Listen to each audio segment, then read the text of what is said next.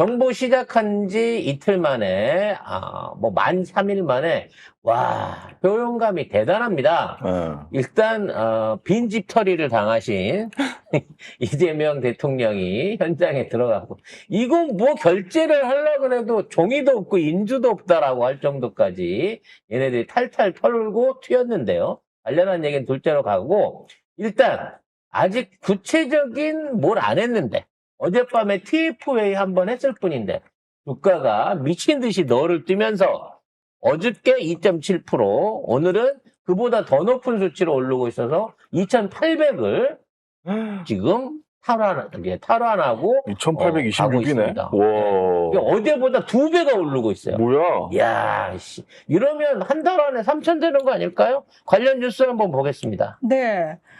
제21대 대통령 선거 후 첫 거래일에 코스피와 코스닥이 급등을 했습니다. 코스피는 전일 대비 2.66% 상승한 2,770.84로 마감을 했고요. 이게 10개월 만에 2,774를 회복한 거라고 합니다.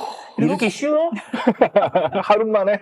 아무것도 안 했는데? 네. 그냥 이재명 대통령이라는 이유만으로. 그렇죠. 코스닥 같은 경우에는 전일 대비 1.34% 오른 750.21로 마감을 했는데 3개월 만에 750을 돌파한 거라고 합니다. 그리고 외국인이 코스피에서 1조 506억 원, 코스닥에서 1,483억 원을 순매수하면서 강세를 주도했다고 합니다. 자, 윤석열은 어땠을까요? 자, 윤석열 정부 첫날 2,600에서 붕괴, 테마주 줄하락. 이렇게 국민일보도 이렇게 쓸 정도로 나라가 개판이었다. 야, 윤석열 정부는 안 된다라고 돈 다 뺐다는 거잖아. 근데 이게 사실은 우리가 그냥 뭘 아무것도 안 했는데라고 얘기를 하지만 다른 나라도 마찬가지예요. 대통령이 누가 됐느냐, 대선 결과에 따라서 주식시장이 가장 그렇죠. 민감하게, 사실 가장 정직하게 반응을 합니다. 끝도 없이 빠지던 코스피나 주가 지수들이 반전을 시작한 데가 산업 결정이 나고 난 그 다음날부터였어요. 그러니까 지금 우리 주식시장은 사실은 무슨 이슈나 호재로 끌고 가는 게 아니라 그동안 한국이 처해왔던 정치적, 경제적 어려움들에 대한 이걸 극복하고 새로운 도약을 하겠구나 하는 기대감, 그리고 외국인들의 코리아 리스크 해지, 그러니까 주식 거래에 있어서의 부정거래가 없어지게끔 하겠다라고 하는 데 대한 기대감으로 해갖고 전방위적인 매수가 들어오고 있는 겁니다. 그러니까 그냥 나라가 정상화됐구나. 이거를 코스피 지수로 알 수 있는 겁니다. 주식뿐만 아니고요. 지금 환율도 급격하게 지금 떨어지고 있는 상황이기도 하고요. 또 여러 가지 면에서 경제 성장률 부분에서도 뭔가 큰 효과가 있을 걸로 보입니다. 우리가 대선 기간이라 신경을 안 써 잘 몰랐는데 1사분기 때 우리가 마이너스 성장을 했더라고요. 이게 문재인 정부, 박근혜 정부 때까지 거슬러 올라가면 10여 년 만에 처음으로 분기별 마이너스 성장을 했다는 거지. 경제 성장률 마이너스 0.2. 네. 특히나 이 마이너스를 견인했던 게 지금 건설 투자 부분이거든요.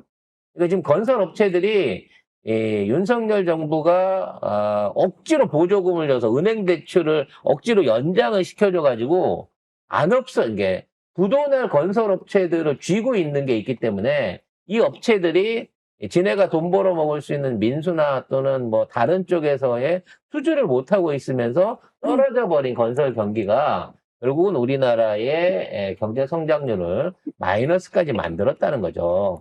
근데 기사는 뭘 나왔습니까? 반도체 수출 호황이다. 미국하고 거래를 대응을 잘해가지고 이제 우리가 주가 주식뿐만 아니라 전체적인 시장에서 오른다. 이런 개소리들을 쳤었는데 그게 다 사기친 거였다는 거죠. 더 괘씸한 건 뭐냐면 어저께 중앙일보가 기사를 내는데 딱 이 국장이 예언한대요. 공산품 물가 6% 올랐다. 농수산물 6% 올랐다 이러면서 인수 받은 지 지금 반나절밖에 안 됐어. 그리고 6% 오른 게 어떻게 되겠다는 거야.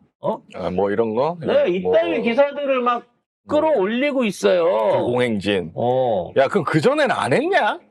그리고 막 그때는 해가지고 윤석열 갑자기 그 대파 들고 875원짜리 그거 들고 나와가지고 괜찮네 이지랄 했잖아요. 사실 지금의 물가 상승은요, 정부가 직접적인 통제를 하지 않는 방식으로 완전히 이걸 방관하고 있으면서 유통업자나 일부 물류기업들 같은 데서 장난질을 치면서 오르고 있는 이유들이 더 크단 말이에요. 지금 우리 계란값이 왜 올라요? 브라질에서 조류독감 나와서 그래. 근데 브라질의 조류독감 미국. 그러니까 브라질과 미국 이런 데서 조류독감이 나왔다고 그래갖고 우리나라는 멀쩡한데 아무런 현재까지는 문제가 없는데 계란값이 오르는 거예요. 맞아요. 심지어 계란값이 오르기 때문에 닭고기 값이 따라 오르고요. 닭고기 값이 오른다는 불안감 때문에 돼지고기 값이 오르고 쇠고기까지 오르고 있어. 이제는 그게 야채 첨가에까지 넘어가고 있어. 이게 뭐냐면 불안한 거야. 정부가 뭐 어떤 통제를 안 해주니까, 관여를 안 해주니까. 그래도 이런 뉴스는 가끔 있네요. 코스표 10달 만에 2,800 돌파했다. 지금 이 새끼들은 걱정스러운 거야. SBS? SBS 태영이 지금 부채만 13조잖아. 살려주세요. 이 새끼 700, 800%야 지금 부채율이. 근데 이거를 갖다가 법원에서 법정 관리를 하면 이건 당연히 청산이거든. 청산에서 뺏을 자산은 SBS 주식밖에 없어요, 태영이. 근데 이 상황에서 살고 싶은 거지. 이제 열심히 빨 겁니다. 과연 SBS는. 그럴까? 네. 그래도 없애야죠. 네. 최소한 사주는 바꿔야 되지 않나 싶습니다. 네. 아무튼 이렇게 대외적인 기대치들이 높아지고 있습니다. 지금 뭐 이제 여러 가지 외교에 관한 부분은 뒤에서도 좀 말씀을 드리겠지만 15일 날 우리가 이제 G7이 있지만 25일 날 나토에서도 나토 정상회의에 옵저버가 아닌 정식 정상으로 이재명 대통령을 초청하고 싶다라는 의사를 나토 의장이 밝혔다고 해요. 가면 안 돼요. 가면 안 되죠. 가면 또 무기 뺏깁니다. 주세요. 100%. 무기 나눠주세요. 그런데 저는 근데 뭐 이재명 대통령이 지금 당장의 내란 문제를 수습해야 되기 때문에 정해진 G7은 어쩔 수 없이 가지만 추가 요구에 응할지 안 할지 모르겠습니다. 근데 안 하면 이들이 찾아오겠죠. 일부 언론이 그따위 소리 합니다.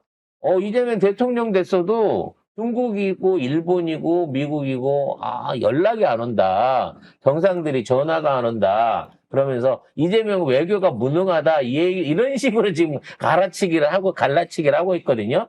근데 그거는 애들이 무서워서 그래요, 지금.